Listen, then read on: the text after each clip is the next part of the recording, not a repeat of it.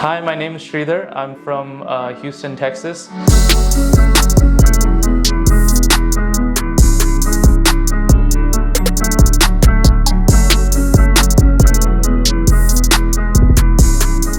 So I welcome Dr. Shridhar from US all the way. Thank you.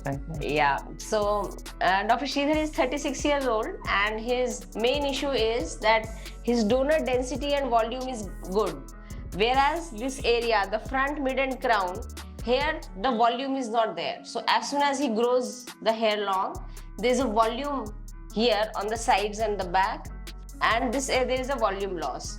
And I would congratulate you that you are so consistent and compliant with the tablet finasteride, and you have been taking it regularly for 1.5 years. Yeah. So basically you shared that concern of volumization, and then now we'll be revising our plan for planning and designing. During the planning and designing, we'll do the frontal restoration also and the crown also. Awesome. Okay. Yeah. But again, your donor is enough to support. That's why we are making exception and going ahead with aggressive approach. Achha. But having said that, I like you to know about the shock loss also, the risk of shock loss. So what happens is, post surgery, when we do the grafting, after 2 months the transplanted hair, they undergo the shedding, whereas the pre-existing hair will also undergo some shock loss. If you are continuously on a good nutrition, multivitamins profile and finasteride, then the hair will also, pre-existing hair will also grow back. And since your main concern is volumization, we'll be able to achieve that. Awesome. Yeah. So any other concerns other than the volumization, other than that, any other concern that you have?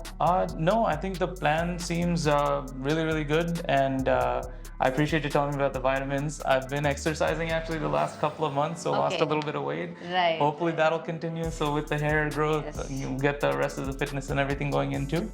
So it'll be really fun. So again, the maintenance of transplanted hair, it's a holistic approach. Yes. Maintaining a good healthy lifestyle with a good diet, good sleep. All these factors, they play important role in maintaining healthy hair roots and a healthy hair cycle. You don't undergo extreme shedding. Extreme emotional stress or some physical stress can lead to a process of hair fall called telogen effluvium post the stressor event, which can happen 3 months or 6 months after the stressor event also. Okay. So again, the wholesome holistic approach to hair care and can help in maintaining the transplanted hair on long term. So hope for the best now. Keep our fingers crossed. Yeah. Thank you. Thank you. Feeling pretty good. I had both the hairline process and my mid-crown done at the same time, which is really awesome. I'd actually anticipated maybe in a year or so doing another procedure, another hair transplant procedure.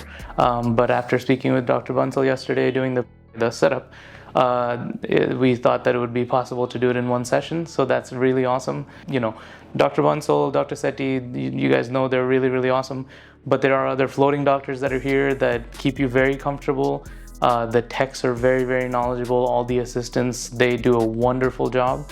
Do it once, do it right. That's the right way to do it. I would highly encourage anybody who is looking or exploring into doing a hair transplant procedure to definitely give them a call.